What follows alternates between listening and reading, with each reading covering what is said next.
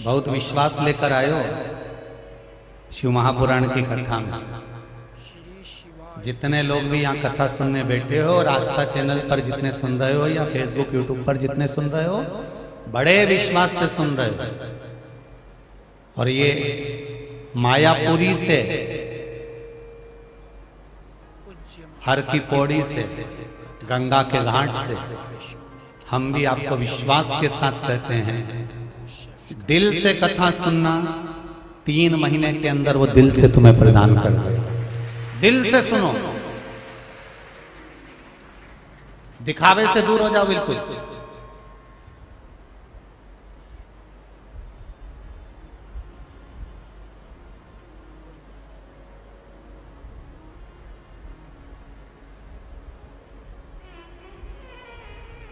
उसको दिखावा प्रिय नहीं है, बहुत परे है वो दिखावे से। 33 कोटि देवी देवताओं में सबसे सुंदर अगर कोई देवता है तो देवाधिदेव महादेव है, सबसे सुंदर।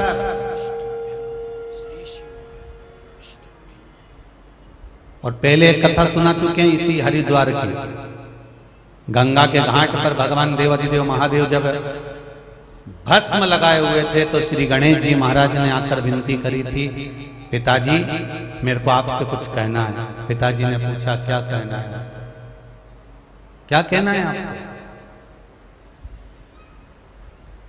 क्या कहना चाहते हो? पिताजी भगवान विष्णु इतने सुंदर हैं, ब्रह्मा जी इतने सुंदर हैं, माता इतनी सुंदर है, दत्त भगवान इतने सुंदर हैं, वो देवता इतने सुंदर, राम जी इतने सुंदर, कृष्ण जी इतने सुंदर, सारे देवी देवता इतने सुंदर हैं, पर आप तन पर ये भस्म क्यों ना लगा कर बैठे हो? आप अपने शरीर पर ये भस्म क्यों धारण करते हो?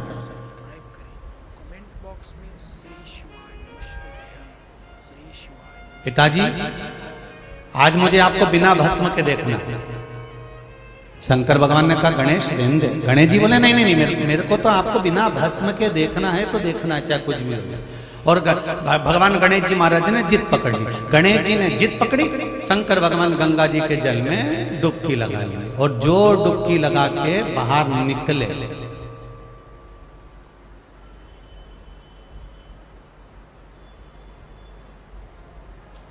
जटा खुली और जो भगवान शंकर ने जटा घुमा के बांध के तैयार करी, और जो गणेश जी ने भगवान शंकर का स्वरूप देखा तो गणेश जी महाराज तो देख के स्थिर हो गए। कर्पूर गौरम करुणावतारम, एकदम सुंदर, अति सुंदर।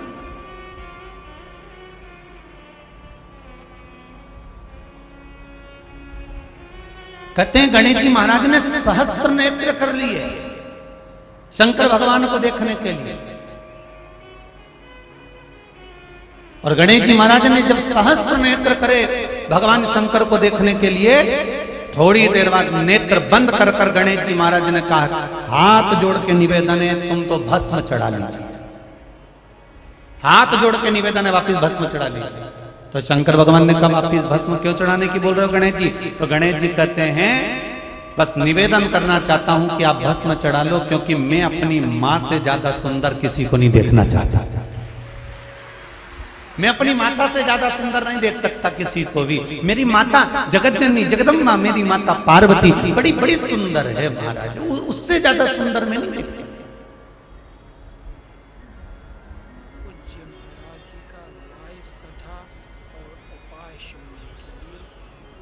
आज एक पत्र को पढ़कर बड़ी हंसी आई। पत्र भी सुंदर है, ऐसा नहीं है।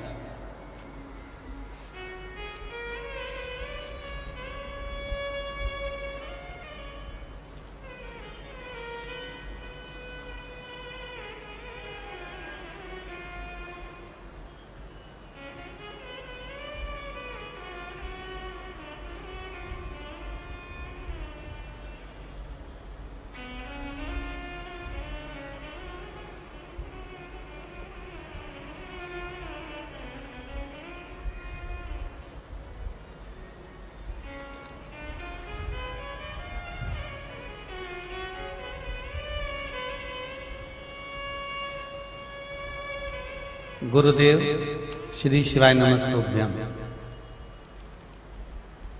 हरियाणा से हूं, नाम नहीं लिख रहा, पत्र अच्छा है, जरा सुनिए। लॉकडाउन से लगातार कथा सुन रहा हूं। जितने लोग पत्र नहीं सुन पाए तो वो आस्था चैनल पर भी हम पूरा पत्र पढ़ाते हैं चैनल के माध्यम से, जिससे आपको मालूम पड़े कि पत्र लिखने वाले ने क्या लिखा।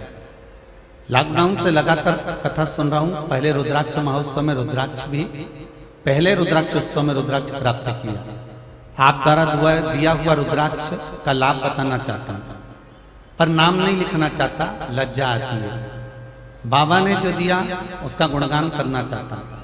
मेरी पत्नी ने जो साक्षात चंद्र घंटा है,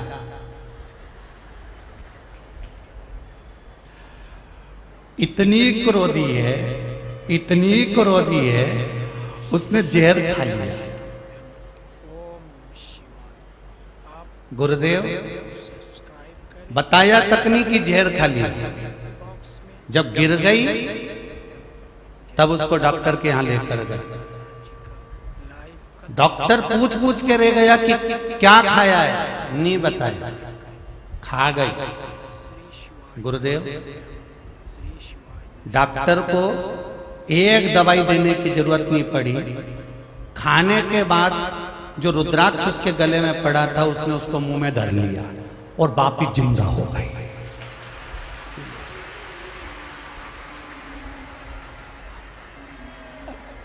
जय हो चंद्र घंटा का। अब विचार करिए, बुक लिख रहा है, सारा जहर खुद ले लिया भोलेनाथ ने। सारा जहर मेरा भोलेनाथ पी गया, ये लिखा है, सारा जहर खुद ले लिया भोले बाबा ने, और वो ठीक होकर मेरे घर में आ गई वापिस। इसको कहते हैं शिव महापुराण की कथा। शंकर है तो फिर क्या, अकाल मृत्यु वो मरे जो काम करे, चंडाल का और काल उसका क्या बिगाड़े जो भक्त हो। अब एक निवेदन आपसे करूं, तुम प्रैक्टिकल मत कर ले, नहीं तो तुम सोचो कि महाराज तो बोले थे अपन निपटाओ और रुद्राक्ष न। भाई विश्वास का बल होना चाहिए। अगर विश्वास है तो शिव तुम्हारे सामने है, और विश्वास नहीं तो 33 कोटि देवता को चाहे 24 घंटे 56 भोग जिमा लो, भगवान को कितना ही भोग लगा लो, भगवान से कितनी भी विनती कर लो, भगवान स्वीकार नहीं कर सकते। विश्वास है तो परमात्मा।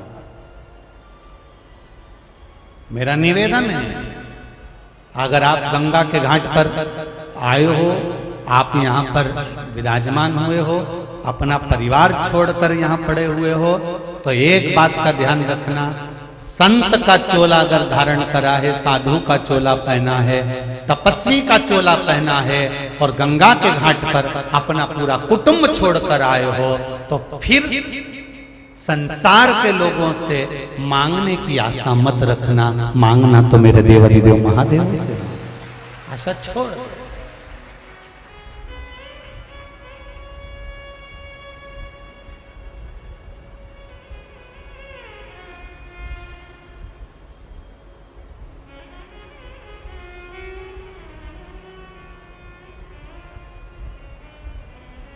उससे मांगो ना।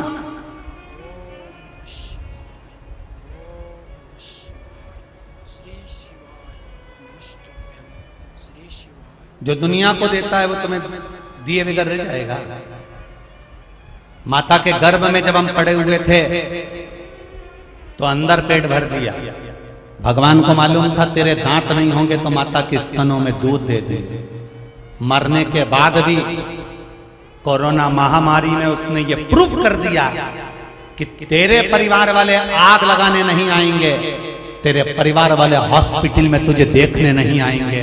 तो उसने कोरोना महामारी में दिखा दिया कि मैं आऊंगा अंदर तक और आग भी लगाकर मैं जाऊंगा। उसने सिद्ध कर दिया। कोरोना महामारी में सगे सगे बेटों को फोन लगाकर कहा गया तुम्हारे पिताजी अंतिम सांसें चल रही है, तुम्हारे पिता मर चुके हैं, इस शमशान में लेकर जा रहे हैं। बेटी को फोन लगाकर कहा गया तुम्हारे पिता मर चुके हैं, तुम्हारी माता जा चुकी है, तुम्हारा भाई चले गया, बंधु चले गया, सखा चले गया, ये चले गए, और अपना घर छोड़कर लोग नहीं गए। उस जगह पर आग लगाने वाला भी शिव था और हॉस्पिटल में देखने वाला भी शिव था, कोई दूसरा था।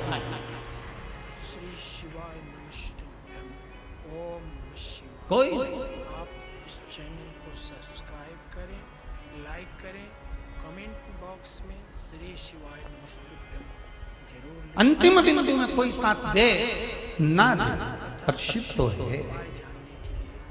इस चैनल को कितना विश्वास होगा कमेंट बॉक्स में श्री शिवाय नमस्तुभ्यम, श्री शिवाय नमस्तुभ्यम। कि भगवान नारायण ब्रह्मा जी से कहते हैं कि ये जो शिवलिंग प्रकट हुआ है ना, ये शिवलिंग ही मेरा पिता है। भगवान विष्णु कह रहे हैं भगवान ब्रह्मदेव से, ये मेरा पिता है।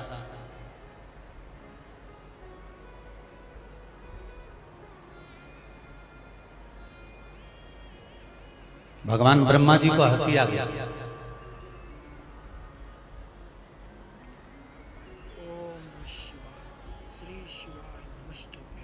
और ब्रह्मा जी को हंसी आई और ब्रह्मा जी ने कहा प्रभु आप कहते हो कि ये शिवलिंग, ये शंकर का जो स्वरूप प्रकट हुआ है, शिवलिंग जो प्रकट हुआ है, ये आपका पिता है। भगवान विष्णु कहते हैं हाँ ये मेरा पिता है।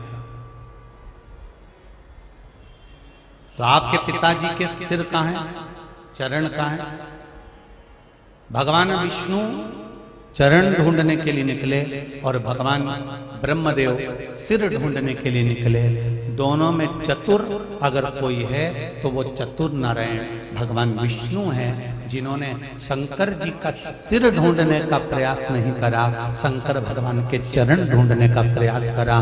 क्यों? जब हम चरण पकड़ते हैं तो दुनिया की कोई वस्तु हमारे पास में खाली नहीं रहती।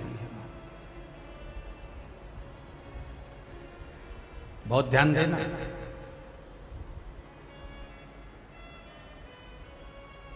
ये दुनिया के लोग कहते हैं ना बहुत पैसे वाला है वो, एक बार अगर उसने हाथ पकड़ लिया ना, उसके साथ तुम जुड़ गए ना, उसकी कंपनी से लग गए ना, एक बार उस कंपनी में अगर तुम्हारी नौकरी लग गई ना, एक बार तुमने उसका हाथ पकड़ लिया ना, एक बार उससे अगर मिल गए ना, तो फिर तुम्हें किसी चीज की कमी नहीं पड़ेगी। और शिव महापुराण कहती है कि दुनिया के लोगों का हाथ पकड़ोगे और साथ पकड़ोगे तो एक ना एक दिन धोखा खा जाओगे। महादेव का चरण पकड़ोगे तो ऊपर उन्नति की ओर बढ़ते चले जाओगे। आप पकड़ो, हमें संसार के लोगों का हाथ नहीं पकड़ना। वो पैसे वाला होगा अपनी जगह पर होगा, वो धनपति होगा अपनी जगह पर होगा, वो करोड़पति होगा अपनी जगह पर होगा, वो वैभवपति होगा अपनी जगह पर होगा, वो कितना भी उसके पास में। आप पकड़ो तो शिव का चरण पकड़ो। जिस दिन तुमने शंकर का चरण पकड़ लिया, जिस दिन तुमने शिव का स्मरण कर लिया, जिस दिन तुमने शंकर भगवान के चरणारविंद का तत्व ग्रहण कर लिया, उस दिन फिर कोई वैभव की कमी क्या रहेगी?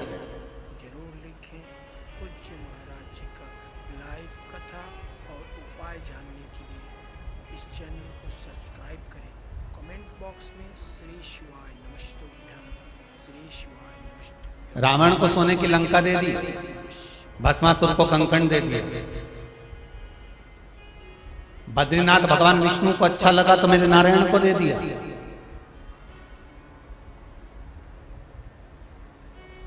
तिरुमाला का शिखर शंकर भगवान का था, जिस पर वेंकटेश भगवान बैठे हुए हैं। तिरुमाला का शिखर भगवान शंकर का था। भगवान विष्णु ने आकर कहा मुझे तप करना है। शंकर भगवान ने कहा करिए, पूरी भूमि आपकी है। कहाँ करना है तप? इसी शिखर पर करना है। शंकर भगवान ने कहा मैं नीचे उतर जाता हूं, आप तप करिए। भगवान शंकर तिरुमाला के शिखर से नीचे उतर गए और शंकर भगवान नीचे बैठकर तप करने बैठ गए। भगवान विष्णु ऊपर तप करने लगे।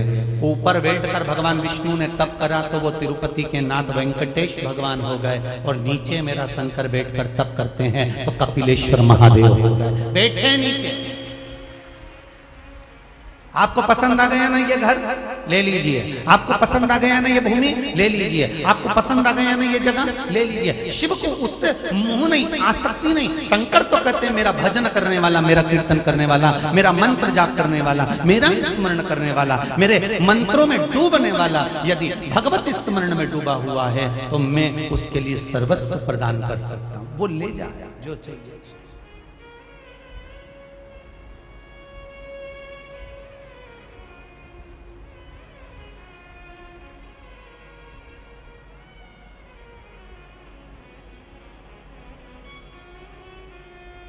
शंकर भगवान से किसी ने द्वेष नहीं करा। शंकर भगवान की किसी से लड़ाई नहीं की। एक भी असुर राक्षस ऐसा बता दो जिससे शंकर भगवान की लड़ाई थी। एक भी। तारकासुर राक्षस था, असुर था, जिसका नाम था तारकासुर। जम के बोलकर बताओ क्या नाम है? 2 भाग में तोड़ दो इस नाम को। तार सुर। अब ईमानदारी से बोलना, तारने वाला राक्षस हो सकता है, उसका नाम है तारकासुर। एक तरफ नाम में जा रहा है कि तार मतलब तारने वाला, और दूसरा नाम है सुर मतलब तारकासुर मतलब असुर, राक्षस प्रवृत्ति का। अंदाजा लगाइएगा जरा कभी घर पर बैठकर एकांत में। असुर था, राक्षस था, प्रवृत्ति बेकार थी, पर उसने एक वर मांगा था, अगर मरूं तो शंकर जी के पुत्र के द्वारा मरूं। क्यों? क्योंकि उनके बेटे के हाथ से मरूंगा तो ये पक्का है कि मैं शिव के धाम चले जाऊंगा, शंकर के धाम चले जाऊंगा, मुझे और कहीं जाना भी नहीं।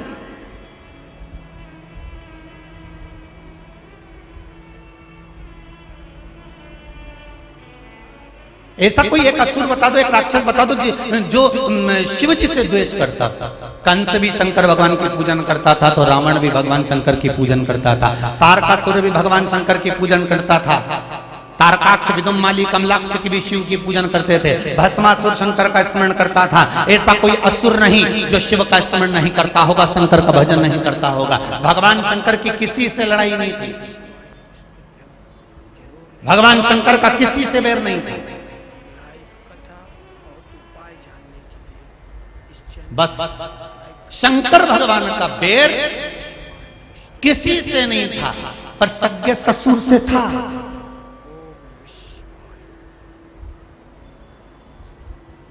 बाहर वाले को दुनिया का हर व्यक्ति जीत सकता है, हारता है। जम के तो बोलो, किससे हारता है? घर के व्यक्ति से।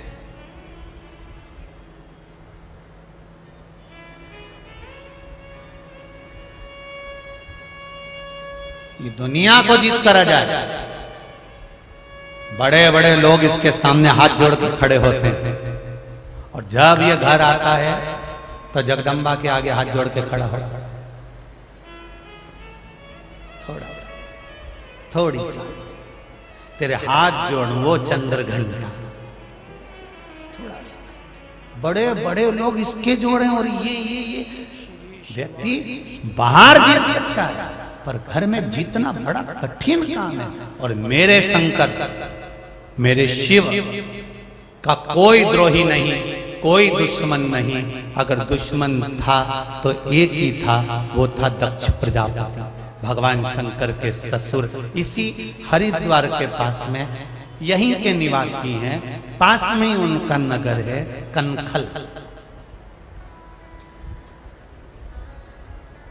आपको जाना हो शंकर भगवान की ससुराल तो आप जा सकते हो यहां से, वहां उनके ससुर जी मिल जाएंगे।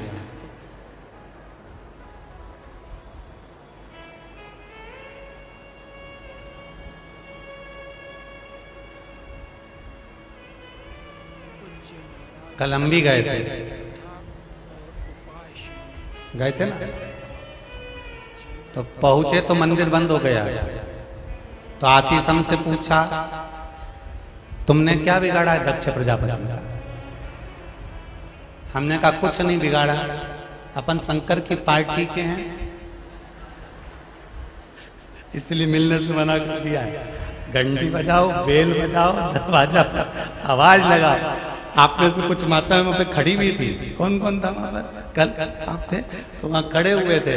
तो कहे गुरुजी इनको बोले मंदिर का दरवाजा खोल देंगे, अभी तो टाइम ही नहीं हुआ, मंदिर का दर्शन तो करा देना चाहिए, अभी तो मंदिर तो रोज लेट बंद होता है, पर आज इतनी जल्दी बंद कैसे हो गया? मैंने कहा चिंता मत करो, ये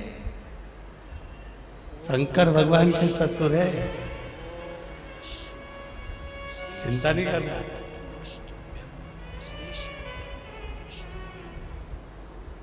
कितना कोई द्रोही नहीं, कोई दुश्मन नहीं, केवल एक दक्ष प्रजापति। और दुश्मनी हुई कैसे?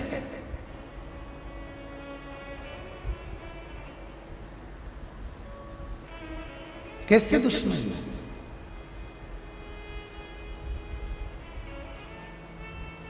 83 लड़कियों का जन्म हुआ था दक्ष प्रजापति की, 83।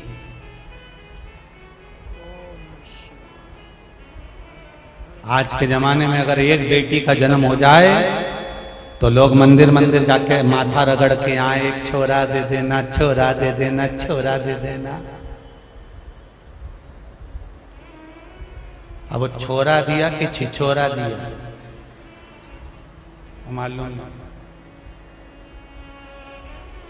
भगवान से अगर मांगना कि छोरा देना तो भगवान से एक बात जरूर कहकर जाना, संस्कारवान देना जो बुढ़ापे में 2 रोटी दे दे, ऐसी औलाद दे दे। नहीं चाहिए, नहीं तो ऐसी औलाद जो सेवा ही नहीं। क्या मतलब कि बेटा देना तो ऐसे देना। मैं फिर कहूंगा दिनेश जी, दिलीप जी, बेटा दे तो ऐसा दे कि माता पिता ने कहा कि मुझे कथा करवाना है हरिद्वार में और बेटे लेकर आ गए, चलो हम कथा करवाएं। बेटा हो तो ऐसे यहाँ क्या कि बेटे से कह रहा बेटा मेरा तबीयत खराब है, तू मुझे थोड़ा दिखाने ले चल। बस पापा अभी आता हूँ, जरा कंपनी के काम से कर रहा हूँ, आधे घंटे में काम करके आता हूँ। आधे घंटे तक बाप इंतजार कर रहा है, बेटा आने वाला है, मेरे को लेकर जाएगा। बहू से कब बेटा फोन लगा दे, बस मैंने लगाया है, वो उठा नहीं रहा। बेटा अब ईमानदारी से बोलो, अगर बहू के पिता की तबीयत खराब होती तो बहू 50 बार फोन लगा के कह देती कि तुम आ रहे हो तो पापा से मिलते हुए आना, आओ तो मेरे मायके होते हुए आना। जब पिता की तबीयत खराब है तो बहू का फर्ज बनता है कि अपने पति को बारंबार फोन लगा कर बोले, और अगर पति नहीं आ रहा तो बहू का फर्ज बनता है इतनी बल। आज के जमाने की बहन बेटियों को तो मेरे शंकर जी ने इतना बल दे दिया कि खुद भी गाड़ी उठाई और लेकर डॉक्टर के पास जा सकती है। वो बल आज की बहू और बेटी में है, खुद पहुंच सकती है।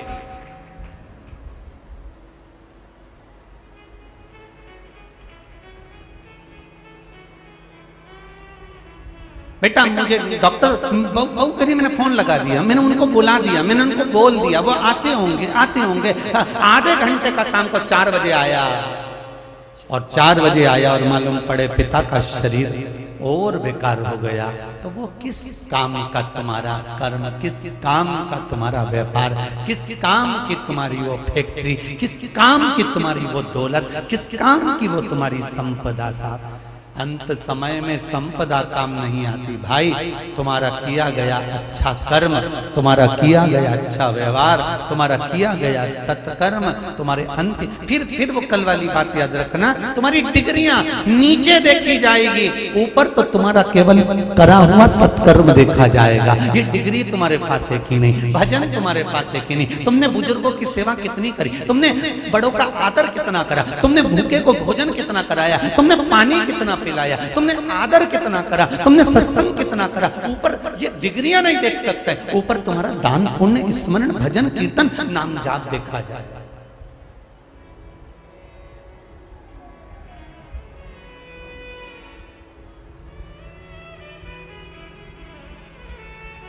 सब पड़ा इससे तो आगे भजन ही है साथी, भजन के बिना तू अकेला रहेगा रे मन मुसाफिर, निकलना पड़ेगा काया करना पड़ेगा रे मन मुसाफिर, निकलना पड़ेगा काया कुटी खाले करना पड़ेगा। अंतिम समय बुरा है महाराज, उसका स्मरण कर कर चलना। कुछ जाएगा नहीं जाएगा, नया फ्रिज तुम्हारे घर में रखा है वो तुम्हारे साथ बिल्कुल नहीं जाएगा। जो बैग तुम्हारे पास में टंगा हुआ है ये भी यहीं छूट जाए।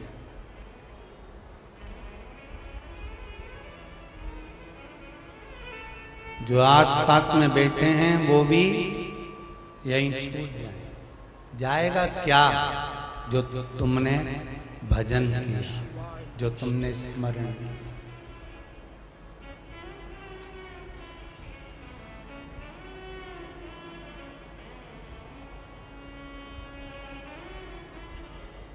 स्मरण तुम्हारा साथ जाने जाना।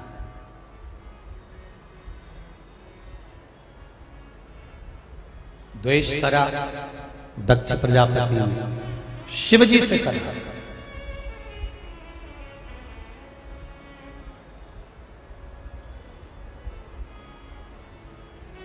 अब देखिए जरा,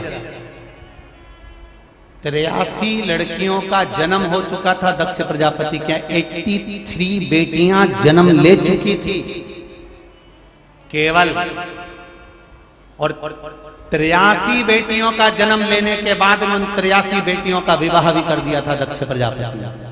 उसके बाद भी माँ दुर्गा की आराधना कर कर माँ देवी से मांगा कि मेरे घर में एक बेटी और आ जाए।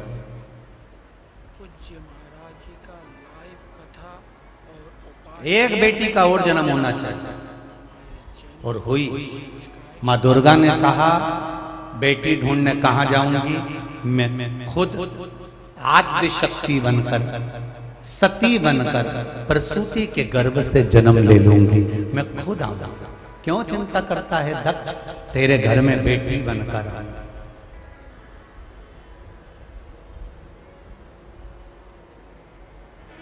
जब व्यक्ति के पास में पद बढ़ता है, मान बढ़ता है, सम्मान बढ़ता है, प्रतिष्ठा बढ़ती है, उसकी दौलत बढ़ती है, उसका वैभव बढ़ता है, तब उसके जीवन में थोड़ा थोड़ा अहंकार प्रकट होने लगता है।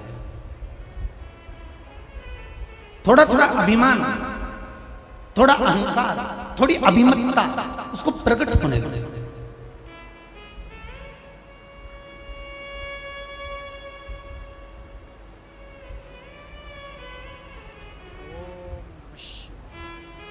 इसलिए पहले कथा में कहा शंकर भगवान को क्या देना चाहिए कि शंकर भगवान खुश हो जाए। बेलपत्र से शिव जी खुश होंगे क्या? गंगा जल शिव जी को दोगे खुश होंगे क्या? एक लोटा पानी शंकर भगवान को चढ़ाओगे तो खुश होंगे क्या? शंकर भगवान को चूरमे का भोग लगाओगे तो शंकर भगवान प्रसन्न होंगे क्या? शिव महापुराण की कथा कहती है शंकर भगवान को ये सब चीज बाद में देना, पहले अपना अहंकार शिव जी पे उंडेल देना।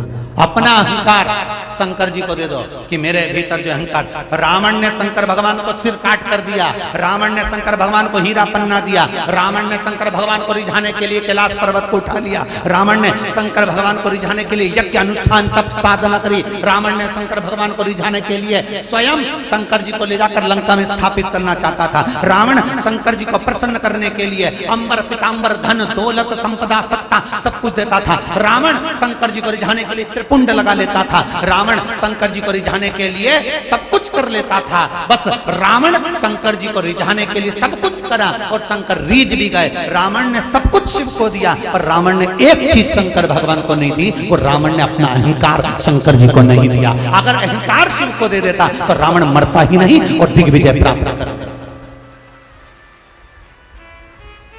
सब कुछ दिया उसने पर अभिमान नहीं दे पाया, अहंकार नहीं दे पाया।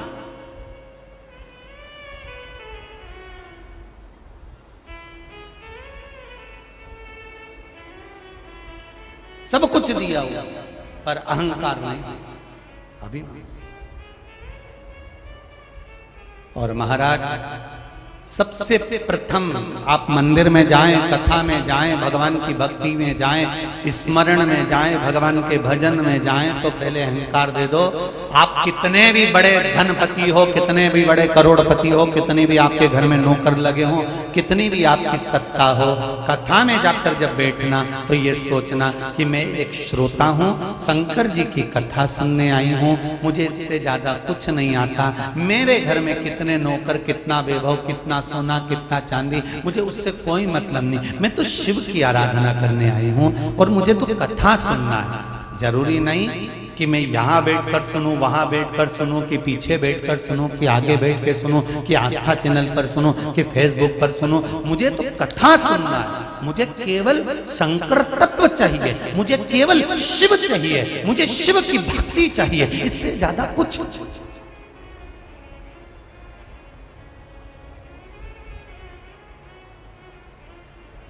अहंकार छोड़ दो। 7 दिन अगर शिव महापुराण की कथा सुनना है तो अगर इस पावन धारा से सुन रहे हो, मायापुरी से सुन रहे हो, गंगा जी के घाट से सुन रहे हो, हर की पौड़ी शिव महापुराण की कथा सुन रहे हो, और कनखल के पास में बैठकर सुन रहे हो, तो याद रखना दक्ष प्रजापति जैसा अहम सामने मत आने देना, अहंकार मत आने देना, रावण जैसा अहंकार सामने मत आने देना।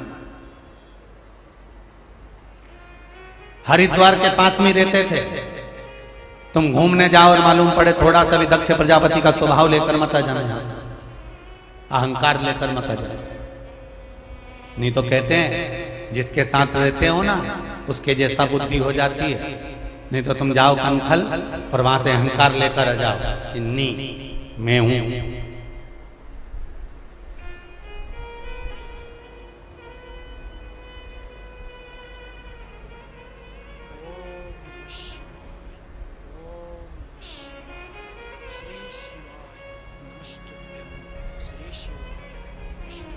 अभिमान लेकर मत आना, छोड़ दो अभिमान। गंगा जी की इस धारा में, गंगा के नीर में, जल में उस अहंकार को छोड़ दो।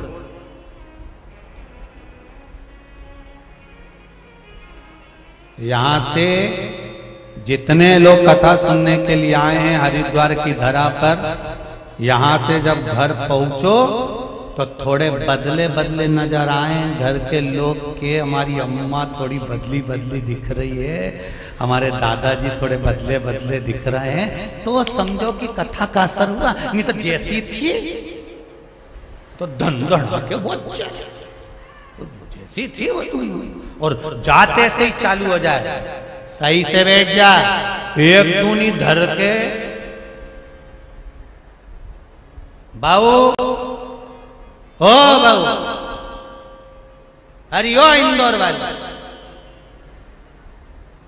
अरे कांगई ग्वालियर वाली, और मालूम पड़े जाते सी गरजना चालू हो जाए।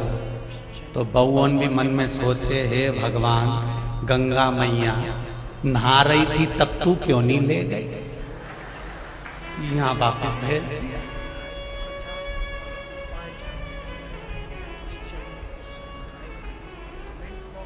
थोड़ा जाने के बाद थोड़ा सा बदलाव होना। जैसे शिव महापुराण कथा सुनकर, शंकर की कथा सुनकर आज पूरे राष्ट्र में, आज पूरे देश में, और देश में ही नहीं विदेशों में भी अगर कुछ बदलाव हुआ है तो वो ये हुआ है कि प्रत्येक घर में से एक लोटा पानी शंकर के मंदिर में जाना चालू हुआ है। ये बदलाव हो, बदलाव आपके जीवन में।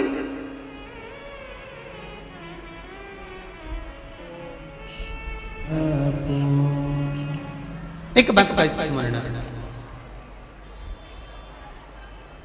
केवल शिव, और उसमें दिखावा नहीं है, उसमें कोई दिखावे का काम नहीं। एक लोटा जल शिव को चढ़ाया गया सुख प्रदान कर देता है। अहंकार शंकर जी को दिया तो भगवान शिव अपने हृदय से जरूर लगा लेते हैं, ये पक्का। दक्ष प्रजापति 83 बेटियां होने के बाद एक बेटी और मांगा और मां ने दी एक बेटी दे दी माता।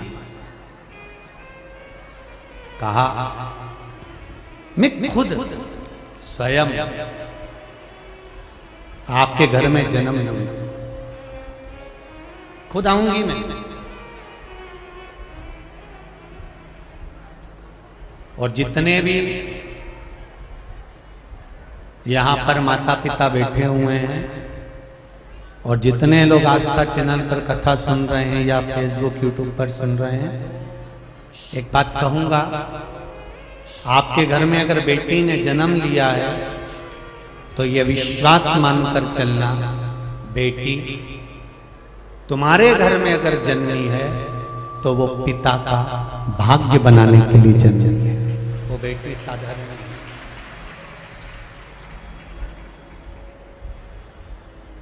पिता का भाग्य बनाने के लिए।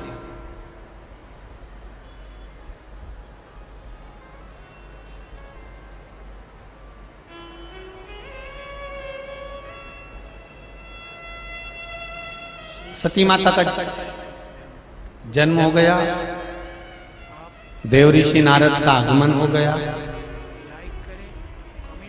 दक्ष प्रजापति के घर में जो पुत्रों ने जन्म लिया था, देव ऋषि नारद ने इनको सत्संग में लगा दिया।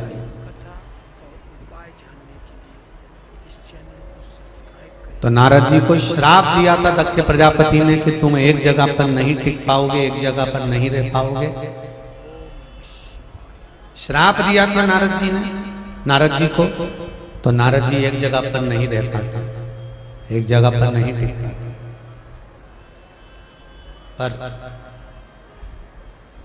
जब माता सती प्रगटी, जन्म लिया माता प्रसूति के गर्भ से, तब देव ऋषि नारद ने आकर दर्शन किया।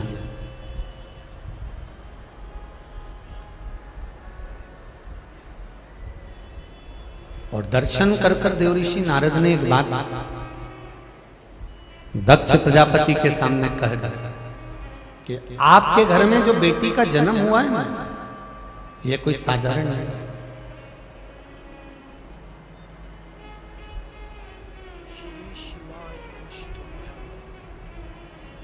हम भी आपको कहना चाहेंगे, आप अगर एक लोटा पानी शिव जी को चढ़ा रहे हो ना, एक चावल का दाना भी अगर शंकर भगवान को चढ़ा रहे हो, एक बेलपत्र भी अगर शिव जी को चढ़ा रहे हो ना, तो यह साधारण नहीं है।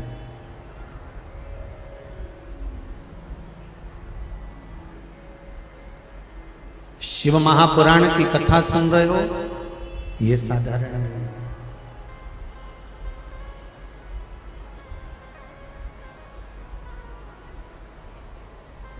जिसने पहचान लिया, जान लिया, उसकी जिंदगी सवर है। जिंदगी एक पत्र है।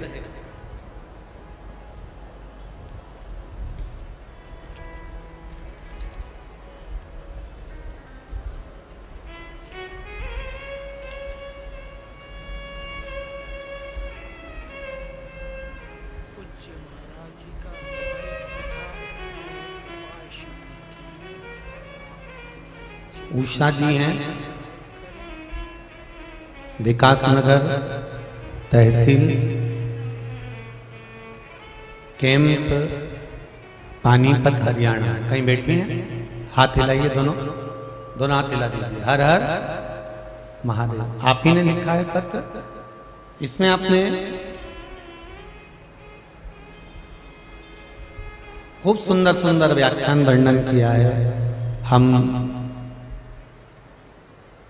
कुबेरेश्वर धाम पर भी गए थे, कथा भी सुनी रुद्राक्षोत्सव में, पर आपने मना कर दिया था कि कथा नहीं होगी, फिर हम लोग वापिस भी आ गए। आपने लिखा है, कुबेरेश्वर धाम से हम एक कंकर लेकर आ रहे थे, उसी को स्मरण कर कर बाबा की कृपा ऐसी हुई, मेरे पति को कई वर्षों से शुगर की बीमारी थी, दवाइयां लेना पड़ रही थी, लगातार तकलीफ में थे।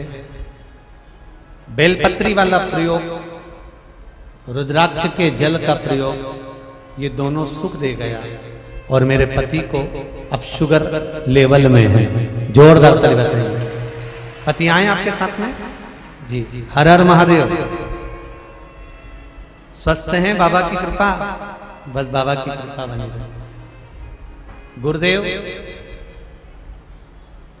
मैंने फिर पशुपति व्रत किए, शिव कृपा से दूसरा सोमवार पूर्ण हुआ और मेरे बड़े बेटे का 8 साल से कोर्ट में केस चल रहा था, वो केस खत्म हो गया और हमारी विजय प्राप्त हो गई। तीसरा सोमवार पशुपति व्रत का करा।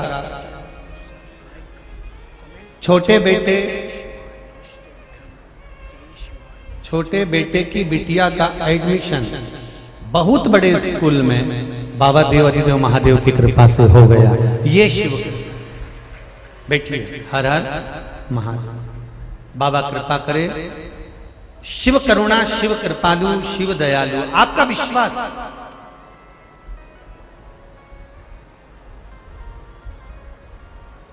और एक नहीं बहुत से पत्र हैं महाराज। ये छोटे छोटे पत्रों में भी बहुत बहुत सारी बातें देखिए, खूब खूब सुंदर सुंदर बात आप लोग लिखे हैं।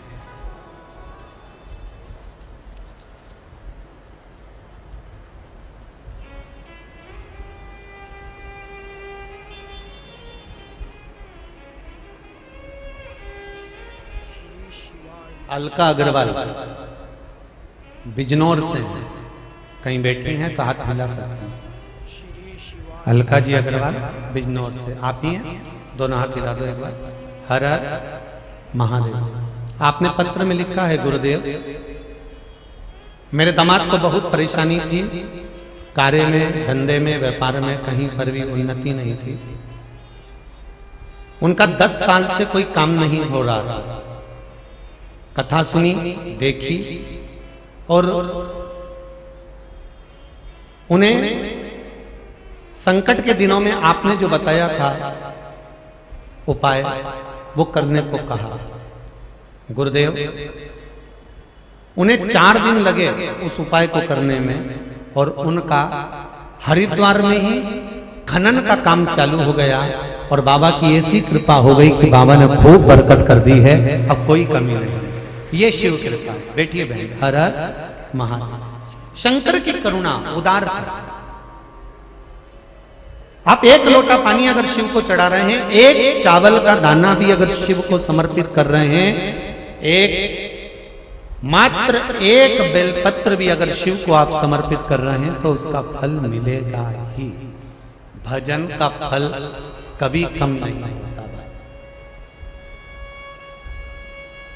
और जितने मर्दा परिवार के जितने मेहमान आए हैं, परिवार के लोग आए हैं और आप लोग जितने आए हैं या जितने आस्था चैनल पर सुन रहे हो या फेसबुक यूट्यूब पर सुन रहे हो, मायापुरी से कथा सुन रहे हो, ये स्मरण होना चाहिए। मां गंगा के घाट से, शिव की ससुराल से, मेरे भोलेनाथ की ससुराल से कथा सुन रहे हो, याद रखना कोई खाली नहीं गया तो तुम भी भरकर ही जाओगे। ये पक्का, खाली नहीं रहना, बस दिल से श्रवण। जो जो जो आपको कहना है वो दिल से। अरे तेरा ही दिया मैंने, खाया पिया है, तेरा शुक्रिया है, तेरा शुक्रिया है। उसे दिल से कहो। आप दिल से कहोगे तो वो सुनेगा, दिल से कहोगे तो वो स्वीकार करेगा। देवऋषि नारद जी ने देखा,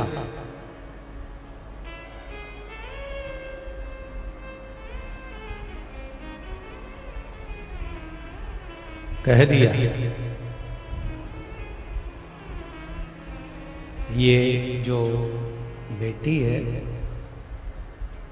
आवाज क्लियर करो, थोड़ा सा गला पकड़ रहा है। ये जो बेटी है आप इस चैनल को सब्सक्राइब करें, लाइक करें। ये साधारण सी बेटी नहीं है आपकी। श्री शिवाय नमस्तुभ्यं जरूर लिखें। पूज्य महाराज जी का लाइव कथा और उपाय जानने के लिए इस चैनल को सब्सक्राइब करें। कमेंट एक बात जरूर कहूंगा, देवऋषि नारद जी कर रहे हैं, ठीक है अब ठीक है, देवऋषि नारद जी कर रहे हैं। एक बात कहूंगा,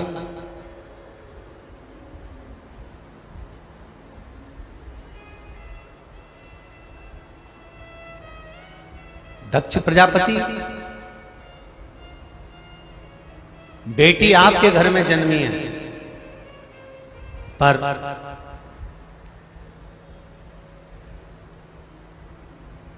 आप इसको पहचान नहीं पाओगे। दक्ष प्रजापति हंसकर कहते हैं, देवऋषि नारद 83 बेटियों का बाप हूं, एक बेटी और जन्मी है, ये 84 नंबर की। इतनी बेटियों का मैं कन्यादान कर चुका हूं,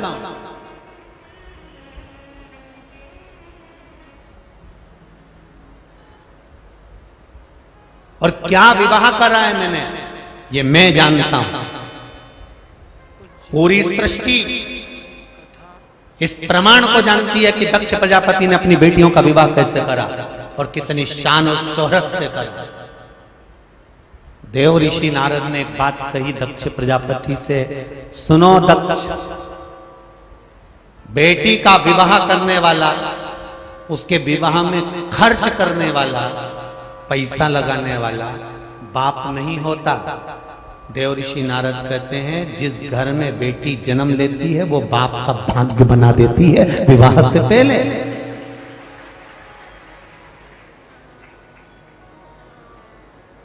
पहले की कथाओं में कहा है, गाय को देने से घटता नहीं है, बहन बेटी को देने से घटता नहीं है, संत ब्राह्मण को देने से कभी घटता नहीं है।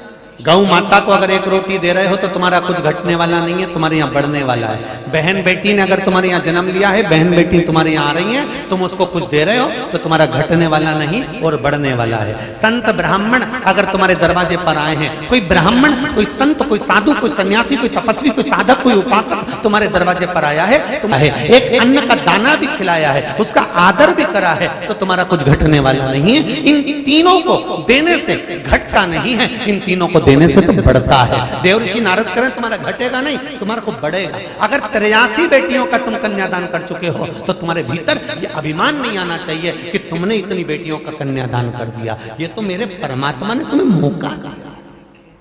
पूज्य महाराज जी का लाइव कथा और उपाय जानने के लिए इस चैनल को सब्सक्राइब। ये 84 नंबर की बेटी है मेरी। श्री शिवाय नमस्तुभ्यं, श्री शिवाय नमस्तुभ्यं और ओम नमः शिवाय।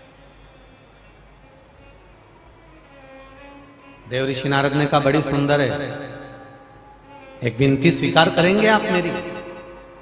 एक विनती। क्या? आपकी बेटी का विवाह भगवान शंकर के साथ कर देना। बड़ी सुंदर है ये, और शिव भी सुंदर है। सत्यम शिवम सुंदर, शंकर भी सुंदर है। आप अपनी बेटी का विवाह शिव से कर देना। दक्ष प्रजापति ने कहा, ठीक है, अगर नारद जी आप कर रहे हो तो मैं शंकर जी के साथ में अपनी बेटी का विवाह कर दूंगा, मना नहीं है।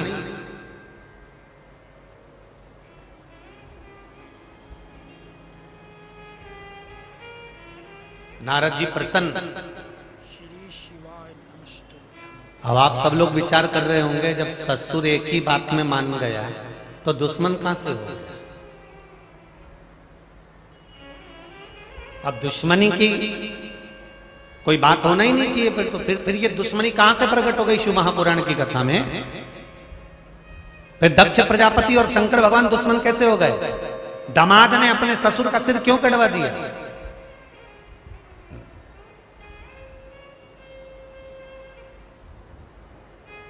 कारण क्या हो गया?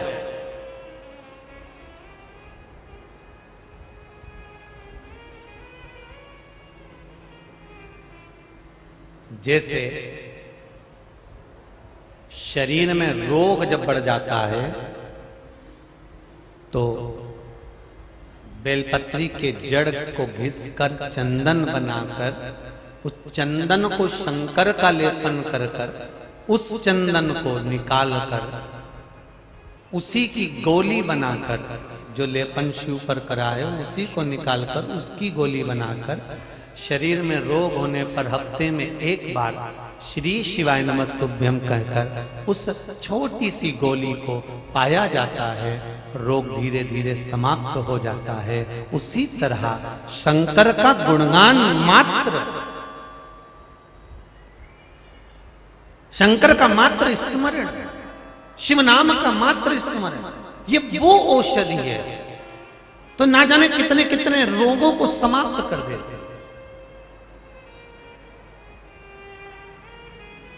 श्री शिवाय नमस्तुभ्यं,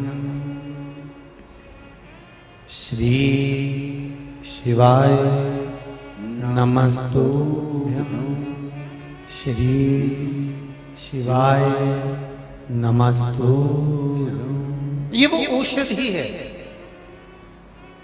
हम तो कहेंगे शिव महापुराण का ये मूल मंत्र श्री शिवाय नमस्तुभ्यम, ये वो मंत्र है जो हजारों रोगों की एक ही दवा है। जब जप लिया तब तब फायदा मिलना प्रारंभ हो गया, जब जपे तब सुख मिल गया।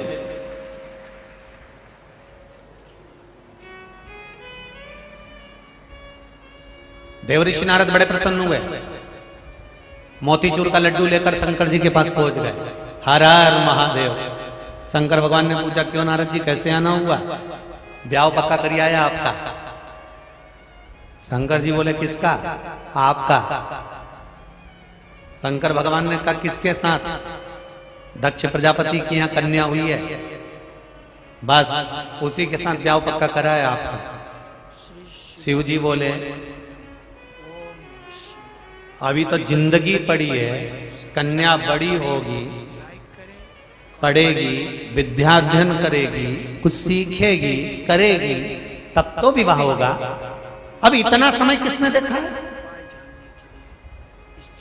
देवऋषि नारद जी बोले, घड़ी आपने बनाई, पल आपने बनाया, समय आपने बनाया, लोग आपको काल अधिपति महाकाल कहते हैं। जब घड़ी तुम्हारी, समय तुम्हारा, कंपनी तुम्हारी, सब कुछ तुम्हारा, कब होगी, कब विवाह होगा? तो शंकर भगवान बोले, ये फालतू की बात छोड़ो, ये सोचो कि सती जन्मी है तो मरेगी कब। इतने में देवऋषि नारद बोले, बस भोलेनाथ, आप काल अधिपति हो ना, आपको सब मालूम है कि व्यक्ति का जन्म कब होता है और वो मरेगा कब, तो शिव जी ये बताने की जरूरत क्या है? शंकर भगवान बोले, बस बस बस, ठीक है, ठीक है। दक्ष प्रजापति ने अपनी 27 कन्याओं का विवाह कर दिया। 27 कन्या, उसमें जो रोहिणी थी वो बड़ी सुंदर थी और चंद्र उस रोहिणी पर बहुत प्रेम रखते थे, बहुत प्रेम। 27 कन्याओं में चंद्र का जो प्रेम था वो रोहिणी पर ज्यादा था, बाकी की किसी कन्या पर चंद्र का प्रेम नहीं था। सारी की सारी कन्याएं दक्ष प्रजापति के पास आ गईं। पिताजी गले लग गए, आंखों से आंसू बहने लगा। बेटी अगर बाप के गले, तब कहा, पिताजी तुम्हारे दामाद केवल एक को ही चाहते हैं, हमारी ओर तो निगाह उठाकर भी नहीं देखते। बुलाया चंद्रदेव, ससुर ने बुलाया दामाद को।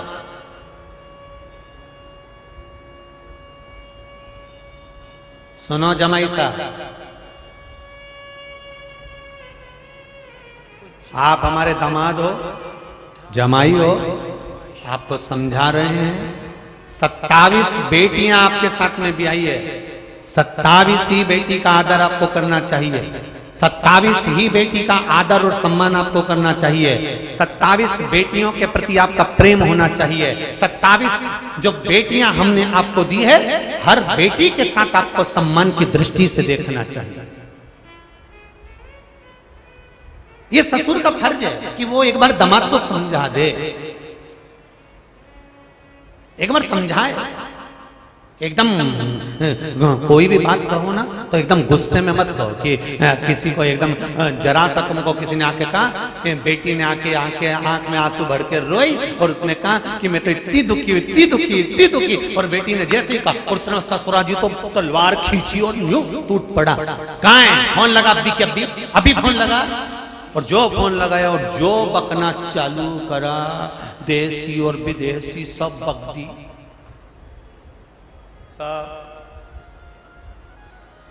अब बताओ, संबंध जुड़ रहा था और उल्टा, अरे बोलो तो जम के टूट गया और टूट गया। पर दक्ष प्रजापति ने ये गलती नहीं करी।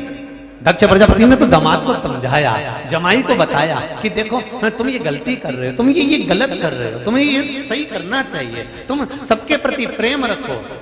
चंद्र ने कहा, जी पिताजी, जी दक्ष प्रजापति,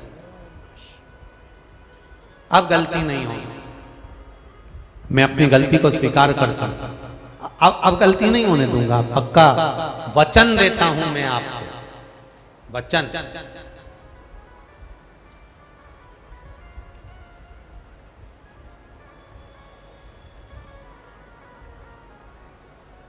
वचन दे दिया। चंद्र चले गए। 4 दिन तक चंद्रदेव ने जितनी कन्याएं थी सबके प्रति प्रेम रखा।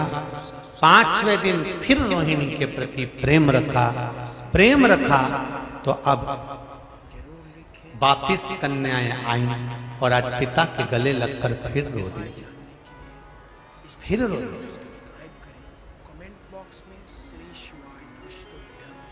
बहुत ध्यान दीजिएगा महाराज, गाय, बेटी और लक्ष्मी, ये 3 50 बार विचार करना तब किसी को देना। लड़का तुम्हारी बेटी के लायक हो तो बेटी का विवाह उसके साथ करना। गाय ब्राह्मण के घर में रखने की जगह हो तो ब्राह्मण को दान देना।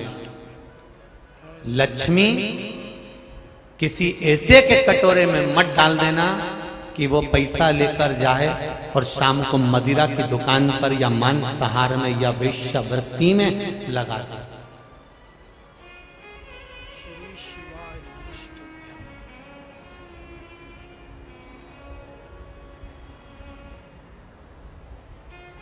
मांगने तुम्हारे पास में आए। एक प्रसंग कहना चाहूंगा। अभी तो खैर बंद हो गए। ट्रेन में स्लीपर कोच में छोटे छोटे से बच्चे आते थे, आप लोगों ने भी देखा होगा। कपड़े उतारते हैं, कपड़ा निकाला और बच्चों ने ट्रेन में पोछा लगाना चालू कर दिया, कचरा बीना, बाहर चले गए। थोड़ी देर बाद आपके पास में आए, हाथ फैलाया, आपने पर्स खोला, उसमें से 1 रुपया, 5 रुपया, 2 रुपया, 10 रुपया निकालकर तुमने उस कपड़े से पोछा लगाने वाले के हाथ में दे दिया। जब गवर्नमेंट ने, रेलवे विभाग ने पोछा लगाने वाले, झाड़ू लगाने वाले सब रख रखे हैं, तो तुझे पोछा लगाने किसने बुलाया? तुमने रुपया निकाल कर दिया। वो लड़का अगले स्टेशन पर उतर कर कोई नशे की सामान लेकर आया, उसने कपड़े में उसको बांधा और दिन भर सूंघता रहा। नशे में इतना डूब गया कि एक दिन वो लड़का किसी ट्रेन की चपेट में आया और वो मर गया, या कहीं कूद गया, मर गया। उसके मरने में 1 रुपया तुम्हारा भी लगा है, तो तुम्हें भी ऊपर जाकर नरक तो भोगना ही पड़ेगा। अब आप कहोगे गुरुजी हमने तो उसके अच्छे के लिए दिया था। शिव महापुराण की कथा कहती है, बेटी को ब्याहने से पहले पता करो लड़का उसके लायक है, परिवार उसके लायक है, कुटुंब उसके लायक है तो दीजिए। गाय दान करने से पहले 50 बार विचार करो, ब्राह्मण के पास में गाय को रखने की जगह है, भूसा घास चारा रखने की जगह है, गाय भूखी तो नहीं रहेगी। और लक्ष्मी देने से पहले 50 बार विचार करो कि जिस भिखारी के कटोरे में डाल रहे हो, जिस भिक्षुक के कटोरे में डाल रहे हो, कहीं ये भिखारी उस पैसे को ले जाकर भोजन करे तो ठीक है, पर ये भिखारी अगर उस पैसे को ले जाकर मदिरा की दुकान पर खड़ा होता है, मांसाहार करता है, मदिरा पान करता है, वेश्यावृत्ति करता है, नशे में अगर वो पैसे को लगाता है, तो दान करने वाले को रोना पड़ता है। कन्या दान करने वाले को, अगर बेटी गलत जगह चली जाए तो कन्या दान करने वाले को रोना पड़ता है। गाय गलत जगह चली जाए तो गौदान करने वाले को रोना पड़ता है। और लक्ष्मी भिखारी के कटोरे से निकलकर मदिरा की दुकान पर जाती है तो दान करने वाले को रोना पड़ता है। इसलिए 50 बार विचार करो, क्या सही जगह जा रही है? सही जगह जाए तो दो, नहीं तो बिल्कुल मत दो।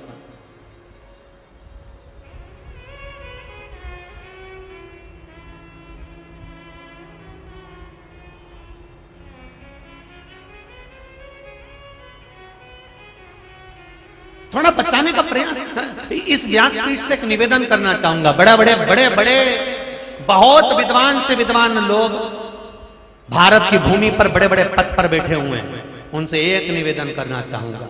इस हरिद्वार की हर की पौड़ी शिव महापुराण की कथा से मैं बड़े अवधे पर बैठे हुए लोगों से एक निवेदन करना चाहूंगा।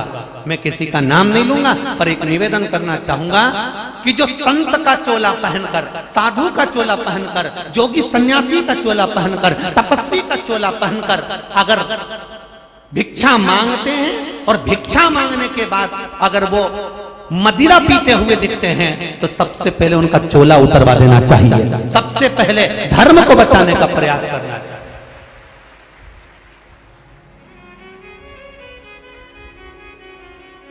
आज सबसे ज्यादा अगर दुख की बात आती है तो दुनिया के लोग इस सनातन धर्म को, हिंदू धर्म को बर्बाद करने में लगे हुए हैं, नष्ट करने में लगे हुए। आपने पैसा दिया, वो चोला पहनकर खड़े थे और मांग लिया, अगले दिन वो चले गए, मदिरा की दुकान पर पहुंच गए और पी के पड़े हुए हैं और चोले को बदनाम कर रहे हैं। वो नहीं चलना चाहिए। तीर्थों में तो विशेष ध्यान रखना चाहिए, तीर्थों में बहुत।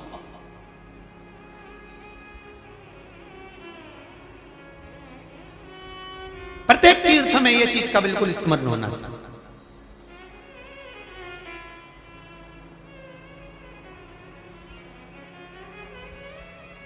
कितने बड़े बड़े आश्रम बने साहब हरिद्वार की इस नगरी में। मैं बड़े बड़े संतों को, साधुओं को, तपस्वियों को, साधुओं को, सन्यासियों को, संतों को इस हरिद्वार की पावन धरा से नमन करता हूं। इतने बड़े बड़े आश्रम बने और सारे आश्रमों में सब व्यवस्था है कि कोई संत भूखा ना रहे, कोई साधु भूखा ना रहे, कोई तपस्वी भूखा ना रहे। सब आश्रमों में व्यवस्था है।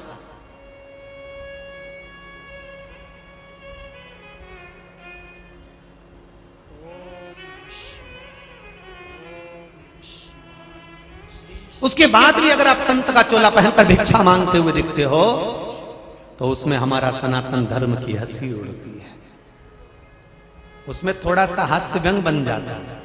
थोड़ा सुधरिए, सवारिए, अपने जीवन को थोड़ा सा सवारिए।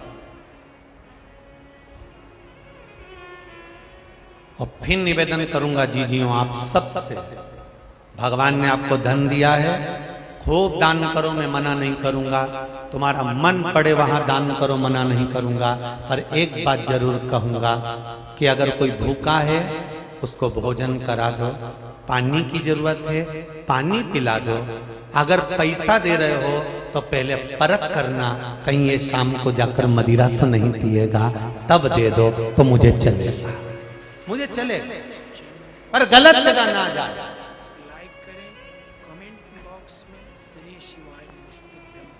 दक्ष प्रजापति ने बुलाया अपने दामाद को, वापिस बुलाया और दामाद को बुलाकर कहा, चंद्रदेव एक बार आपको समझा चुका हूं, दूसरी बार फिर समझाया, आप माने नहीं।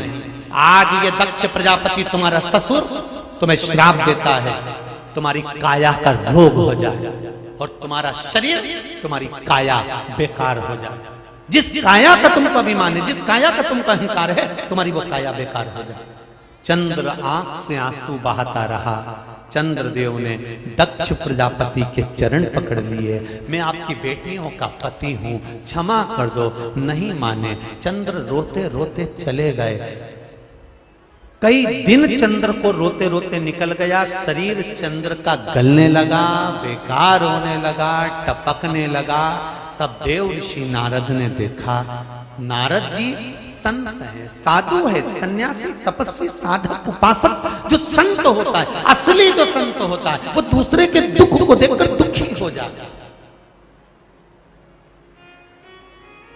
श्री शिवाय नमस्तुभ्यं महाराज। गुरु नानक देव जी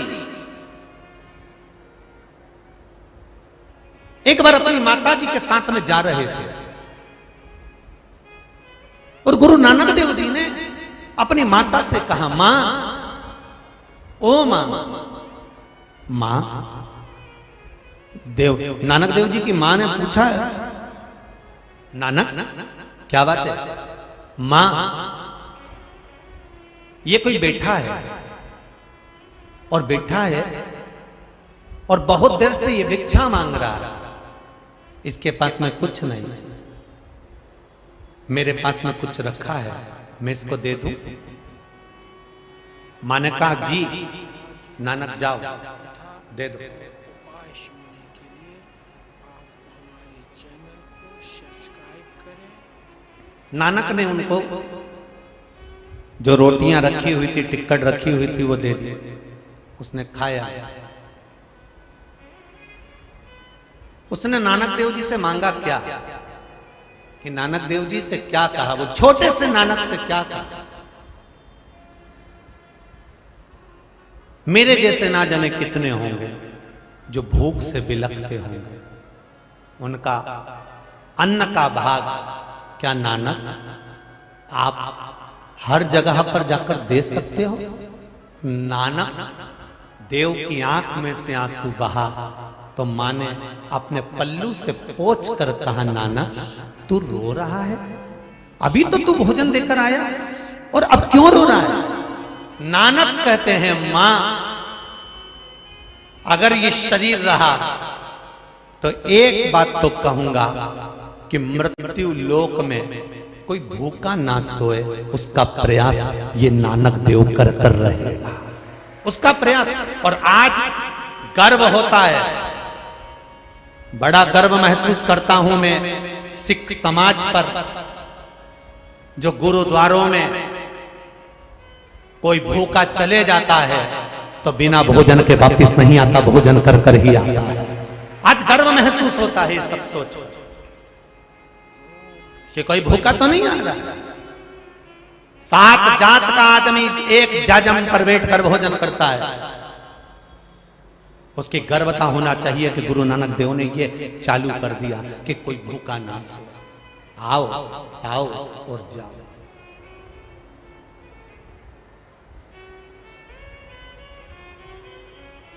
प्रसन्नता होना चाहिए। चंद्रदेव की काया का रोग हो गया। चंद्रदेव की काया टपकने लगी और चंद्रदेव की काया जब टपकने लगी, गिरने लगी, आंख से आंसू बह रहे थे। नारद जी ने देखा, क्यों घबराते हो? शंकर की आराधना करो। शिव की आराधना करी, बस शंकर की आराधना करी है और शंकर भगवान प्रकट हो गए। मांगो चंद्रदेव क्या चाहिए? चंद्रदेव कहते मेरी काया गिर रही है। शंकर भगवान ने कहा चिंता मत करो चंद्रदेव, तुमने इस समुद्र के तट पर बालू का शिवलिंग बनाकर मेरी आराधना करी है, मैं तुम्हारी काया को ठीक कर देता हूं। और चंद्र की काया ठीक हो गई। चंद्र की काया ठीक हो गई। देव ऋषि नारद पहुंच गए दक्ष प्रजापति के घर। अब हुई शुरुआत रिश्तेदारी में दुश्मनी की। अब शुरुआत हुई है। श्रीमन, अरे बोलो तो नारायण। दक्ष प्रजापति बड़े प्रसन्न में बैठे हुए थे। नारद जी ने देखा, क्या बात है, बहुत प्रसन्न दिख रहे हो। दक्ष प्रजापति कहने लगे, अब मेरी बेटियों को देखकर मुझे खुश हूं। मैंने अपने दामाद को श्राप दे दिया कि उसकी काया का रोग हो जाएगा। नारद जी ने कहा, तुमने श्राप दिया, काया बेकार भी हो गई, पर शंकर भगवान तो दयालु हैं, कृपालु हैं, करुणा के सागर हैं, उन्होंने उनको ठीक भी कर दिया।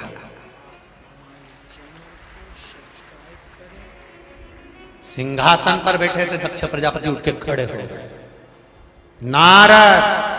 नारद जी बोले, श्रीमन नारायण क्या बोल रहे हो? नारद जी बोले, सत्य बोल रहे हैं, पता कर लीजिए। अगर ये बात सत्य हुई नारद, तो सती का ब्याह नहीं करूंगा।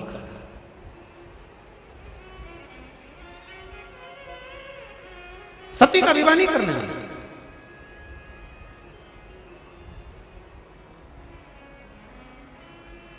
बिना माचिस का माचिस था। कौन? हमारे देव ऋषि नारद बिना माचिस की आग लगा देते थे। उधर जाके पहले उसका शरीर सही करवा दिया और इधर आके आग लगा दी कि इनने सही कर दिया। बहुत बहुत बड़ी आफत है महाराज जी, बहुत बड़ी। बहुत समस्याएं खड़ी हो जाती कई बार। एक सास ने बहू से कहा, बहू बहुत दिन हो गए दी, थोड़ा सा मालपुआ बना ले। बहू ने मालपुआ बनाया, 7 मालपुए बने। 7 मालपुए लेकर बहू आ गई और बहू ने आकर कहा, माँ मालपुए बन गए, मेरा मन करता है माँ बहुत जोरदार मालपुए बने हैं। आपने अपनी जिंदगी में कितनी बार मालपुए खाए? सास ने कहा, मैंने तो खूब खाया, देसी घी का खाया, अपने पिताजी के घर में। हो जब तुमने इतना खाया है तो एक काम करो, 3 तुम खा लो, 4 में खा लो। सास ने मन में सोचा, कितनी चतुर है ये पूना वाली, इतनी चतुर कि 3 में। इतने में सास बोली, रे बहू हमारा तो जिंदगी का आखिरी समय चल रहा है, कब मरी जाऊं किसको मालूम, इसलिए 4 में खा जाऊं, 3 तू खा जा। अब दोनों में झगड़ा हो गया। इतने में सास बोल दी, भगोनी से ढाक के रख दे, जो पहले बोलेगी वो 3 खाएगी, जो नहीं बोलेगी, अरे बोले जम के 4 खाएगी। दोनों ने बात करना बंद कर दिया, मालपुआ ढक के रख दिया। और सास गई तो बाहर का दरवाजा लगा के आ गई, क्योंकि सास को मालूम था मेरी पड़ोसन आएगी बात करने के लिए, बात करने आएगी तो बोलना पड़ेगा, और बोलना पड़ेगा तो 3 खाना पड़ेगा। तो इसने दरवाजा लगा दिया, पड़ोसन वापिस चली गई। अब दोपहर हुआ, दोनों बात नहीं करे, शाम हो गई, बात नहीं करे, रात हुई तो इन्होंने अपना अपना पलंग लगाया, खटिया, और चद्दर ओढ़ ओढ़ के सो गई। इन्होंने कहा शाम को पति आएगा, दरवाजा खुलना पड़ेगा, दरवाजा खुलना पड़ेगा, तो जो दरवाजा खुलने जाएगा वो बोलेगा तो 3 खाना पड़ेगा। इन दोनों ने चद्दर ओढ़ के और सो गए। शाम को दोनों के पति आ गए, दरवाजा बजाया, आवाज दी, इनने दरवाजा नहीं खोला। ये सोचे ये जाए, ये सोचे ये जाए, दोनों नहीं गई। तो मोहल्ले के लोग आ गए, आंख में आंसू भर कर रोते रोते बोले, दोनों की आवाज नहीं आई दिन भर से, दोनों की नहीं आई, हमको तो कुछ गलत लग रहा। इतने में बाप ने बेटे से कहा, बेटा सब रो रहे हैं। बेटा बोला, रोना मन करो, पहले हमें समझने तो दो हुआ क्या। दरवाजा नहीं खुला, सुबह से नहीं खुला। पिताजी ने बेटे से कहा, तोड़ दे दरवाजा। दरवाजा तोड़ा, दोनों अंदर गए। बेटे ने बाप से कहा, पिताजी चद्दर ओढ़ के सो रही, सांस भी नहीं चल रही है, देखें तो सरी है कि गई। बेटे ने अपनी पत्नी को हाथ लगाया, ससुर ने अपनी पत्नी को हाथ लगाया, पिताजी, और दोनों कल्ली होके पड़ी थी, ठंड का समय था। इनने सोचा थोड़ी देर सांस रोक लो, क्योंकि सांस चलती दिखेगी तो 3 खाना पड़ेगा। इनने सांस रोक ली, दोनों ने हाथ लगाकर देखा, पिताजी मेरी तो गई। इतने में पिताजी बोले, थारी मां भी गई रे। अब मोहल्ले के लोग तो खूब चिल्लाने, धाड़ धाड़ हुए। इतने में बाप बेटे दोनों बोले, अब हम थके हुए आए, अब तो जो भी होगा कल ही होगा, तुम जाओ, कल इकट्ठे हो जाना, ले चले। अब इन दोनों को छोड़ के बाहर का दरवाजा लगा के दोनों अंदर गए। बाप ने बेटे से कहा, देख तो ले, कुछ बना के भी मरी की ऐसी मरी गई। देख ले। भगोनी उठाई, दोनों ने मालपुआ निकाला, 3.5 खा गए।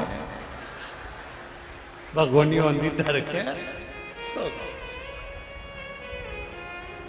ये सुबह तक वो ठंड के मारे कल्ली हो गई। सबकी तैयारी होने लगी। बेटा बाप से बोला, पापा काय को फालतू का इतना खर्चा करना, दोनों में प्रेम बहुत था, 2 अर्थी बनाने से अच्छा एक ही पे बांध दो। ठीक है, अर्थी एक ही बना दी, एक का मुंह इधर एक का मुंह इधर, दोनों को बांध दिया। तब तक नहीं बोली, क्योंकि बोले तो नहीं बोली, इतनी पक्की थी। ले गए, शमशान में धरा, चिता लगाई एक ही, दोनों को सुला दिया, लकड़ी इतनी धर दी, तो नहीं बोली, यहां तक लकड़ी धर दी। तब सास बहू से बोली, उठ जा बेटा, 4 तू खाने 3 में खा। और जितने आए थे सब भग गए कि भूतनी और जाकर सब भगे। नहीं बोली तो नहीं। अब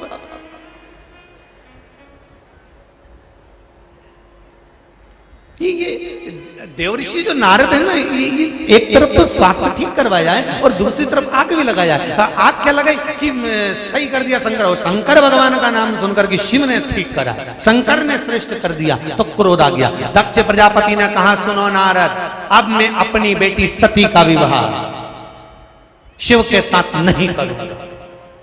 अब सती, शंकर जी को बाल्य अवस्था से मालूम था सती मैया को कि शंकर के साथ भी आएगी, शिव के साथ पक्का कर दिया है, रिश्ता पक्का कर। जब एक जगह बार बार बात चले ना कि रिश्ता पक्का हो गया, रिश्ता पक्का हो गया, रिश्ता पक्का हो गया, तो बेटी का ध्यान उधर हो गया, बेटे का ध्यान इधर हो गया। अब पहले से या तो बात नहीं हो कि सामने साहब बात कुछ नहीं, हमारी तो कोई संबंध की बात ही नहीं है, जब होगा जब देखा जाएगा। पर यहाँ तो पक्का हो गया, पक्का हो गया, पक्का हो गया, और बेटी बड़ी हुई, तब तक तो संबंध टूट गया।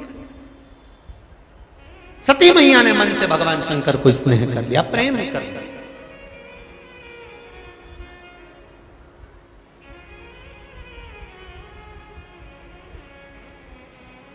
सती मां शिव से प्रेम करने वाली, कनखल में रहने वाली, यहीं गंगा की धार के तट पर, यहीं 7 ऋषियों की तपोस्थली, इस रोड को कहते हैं सप्तऋषि मार्ग। पढ़ा है कहीं पर आप लोगों ने? पढ़ा है कि नहीं पढ़ा? यहाँ लिखते हैं लोग सप्तऋषि मार्ग। सप्तऋषि मार्ग का मतलब क्या है? 7 ऋषि बैठकर तप कर रहे थे और माता सती उन ऋषियों के पास आकर कहती है, गुरुवर मेरे मन की अभिलाषा पूर्ण कर दीजिए।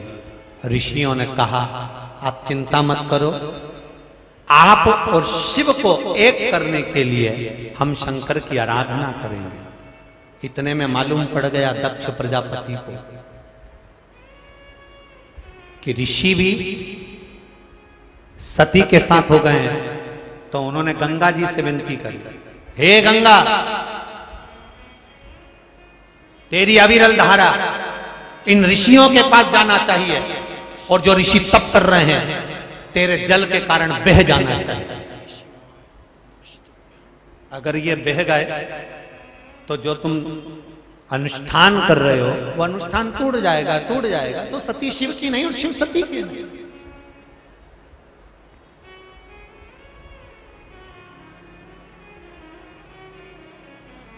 विनती की,